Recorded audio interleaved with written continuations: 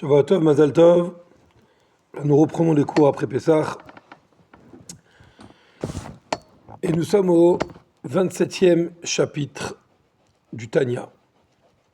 Dans le 26e chapitre, l'Admoraz Zaken a expliqué une base d'une importance extraordinaire qui est celle de la simcha, la joie.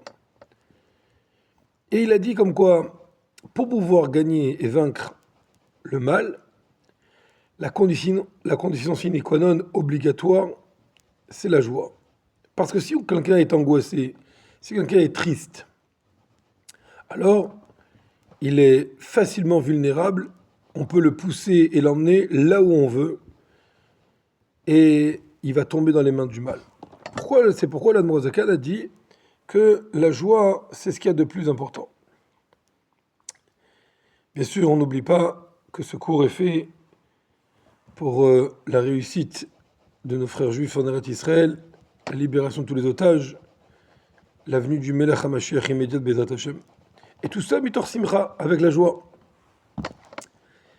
Après, il a expliqué, l'Admoraz Zaken, toujours dans le Pérek 26, qui était juste avant, que si quelqu'un il a des angoisses sur ce qui va se passer, il a des angoisses matérielles à cause de péchés qu'il aurait commis, par exemple, alors il lui a dit, tu sais, tu diras, il faut chasser ces idées-là, parce qu'en vérité, tout ce qu'Hachem y fait, c'est pour le bien. Tout ce qu'Hachem y fait, il y a toujours du bien à l'intérieur. Et donc finalement, ne t'angoisse pas pour ça. Sache qu'il y a des choses cachées, comme on va dire un adulte qui va prendre quelque chose à un enfant. L'enfant, il va peut-être pleurer parce qu'il ne comprend pas, mais en vérité, ce que l'enfant ne savait pas, c'est que ce qui touchait, c'était un produit dangereux, et l'adulte ne lui a fait que du bien. Donc la même chose avec Hachem, Hachem il nous fait des choses que nous, on ne comprend pas, mais on peut avoir cette foi et cette certitude que tout est positif, donc il n'y a pas de quoi s'attrister. Si l'idée négative, si la tristesse, elle arrive de par le fait que j'ai fait des fautes, alors il a déjà donné le conseil, lui dire, dis à ton Yetzer, dis à cette idée-là de tristesse, c'est pas le moment. Il y a des moments pour tout, il y a des moments, quand j'aurai le moment de réfléchir à mes fautes, je réfléchirai à mes fautes, et bien sûr j'en prendrai conscience, et je travaillerai dessus. Mais pas comme ça, c'est pas n'importe quand et n'importe comment. Là, dans le Pérek Rav Zayin, l'Admoraz Zaken va commencer une nouvelle idée, à répondre à un autre argument. Parfois, c'est pas que je m'attriste parce que j'ai eu un péché ou parce que j'ai eu des problèmes physiques et matériels, corporels, etc. Je m'attriste parce que j'ai l'impression que tout le travail que je fais spirituel sur moi-même, il sert à rien. Je me lève le matin, je vais à la tfila, je prie, j'étudie, je m'engage, j'essaye de me concentrer, et il y a toujours un Yetzer Hara qui va m'embêter. Il y a toujours un mauvais penchant, toujours une mauvaise idée, toujours une avéra qui se présente à moi. Et j'ai l'impression que tous mes efforts ne servent à rien. Et ça me démoralise. Et ça me casse le moral de savoir ça. Alors, là, l'Admoraz Zaken ne peut pas répondre comme il a répondu en Pérek 26. Tu lui diras que c'est pas le moment. C'est maintenant que je me sens pas bien. C'est maintenant que ça va pas. Alors qu'est-ce que je dois faire? Et là, on va commencer le Pérek Rav Zayin. V'hima atzfut ena midagat avonot. Si jamais la tristesse n'est pas à cause de soucis de fautes, c'est pas parce que j'ai fait des fautes que je m'attriste. Mais alors pourquoi? Et là, mirurim raim vetavot shenoflot b'marshavato. Mais c'est à cause de mauvaises idées et de désirs négatifs qui tombent dans ma pensée. Ça veut dire que je suis en train de servir Hachem, je suis en train de travailler sur moi-même, et en plein milieu de mon travail, j'ai quelque chose qui vient m'embêter, m'enquiquiner à l'intérieur, pour me faire trébucher d'abord par la pensée, et puis si je me laisse avoir, ça va être par la parole, et puis finalement, ça va être dans l'action, ce qu'à Dieu ne plaise. Alors qu'est-ce que je peux faire? Pourquoi maintenant? Pourquoi est-ce qu'en plein milieu d'une amida ou en plein milieu d'une concentration spirituelle, pourquoi j'ai ces mauvaises pensées qui arrivent à l'intérieur de ma tête? Alors le Mogan, il continue, il dit, im noflot lo.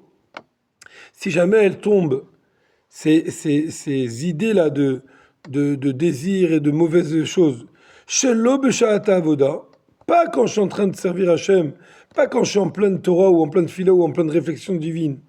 Et là, be'et asaka, asko ba'asaka, mais lorsqu'il est occupé par ses occupations de la vie courante, par exemple, il est au travail, en train de travailler, et, et il essaye de tenir sa tête quand même, il essaye de ne pas avoir de mauvaises pensées ou de mauvaises paroles, et malheureusement, ça lui tombe dessus.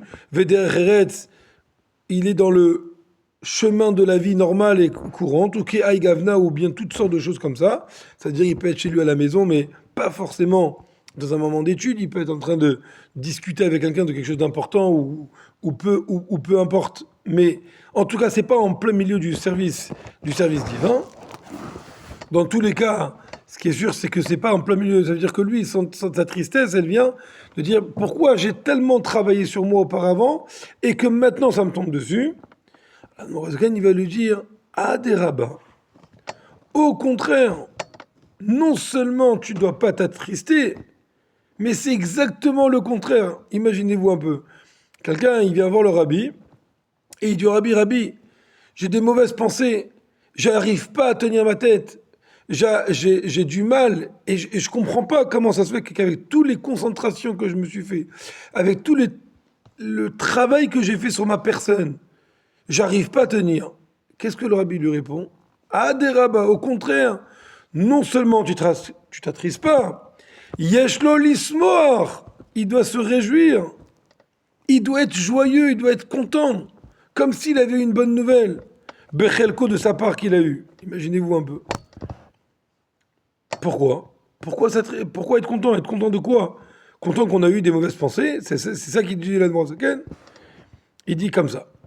Chez Av, chez Neuf, l'autre lobe marchavto, que bien qu'il se tombe dans sa tête, il a eu des idées dans sa pensée, ou Messi Arda Tomen, il a l'occasion de faire quelque chose qui est extraordinaire, qui consiste à chasser les mauvaises pensées. On ne parle pas d'ici quelqu'un qui a attrapé, qui a saisi la mauvaise pensée et qu'il a réfléchi ou bien qu'il a succombé à la faute. C'est pas de ça qu'on parle ici. On parle de quelqu'un qu'on lui propose, dans sa tête, il a une proposition de faire du mal. Et il le chasse. Il dit, mais sois joyeux, sois heureux de ça. Les Kayem Hachénémar, tu as l'occasion en or ici de réaliser un verset de la Torah elle-même, Velo tatou achare levavechem, de ne pas regarder, ne pas visiter selon ce que votre cœur y va, vachare einechem, et selon ce que vos yeux, acharatem zonim acharem, que vous prostituez après eux. La Torah, elle te donne un ordre de te retenir, de te maîtriser. Et toi, tu râles qu'on te donne l'occasion, mais c'est grâce à ça que tu peux réaliser cette mitzvah-là, ce verset de la Torah. C'est-à-dire, autrement dit, le tzaddik, il n'a pas cette capacité, il n'a pas ce pouvoir de travailler sur soi-même. Un jour, quelqu'un il est rentré devant le rabbi de Lubavitch, et il a dit au rabbi, j'en peux plus de mon Yitzhara, tout le temps il m'attaque. Le rabbi a dit, je suis jaloux de toi. Il dit, comment ça vous êtes jaloux de moi? Je suis en train de vous dire que j'ai Yitzhara, vous me dites que je suis jaloux? Il dit oui, parce qu'il lui a sorti ce morceau de Tanya.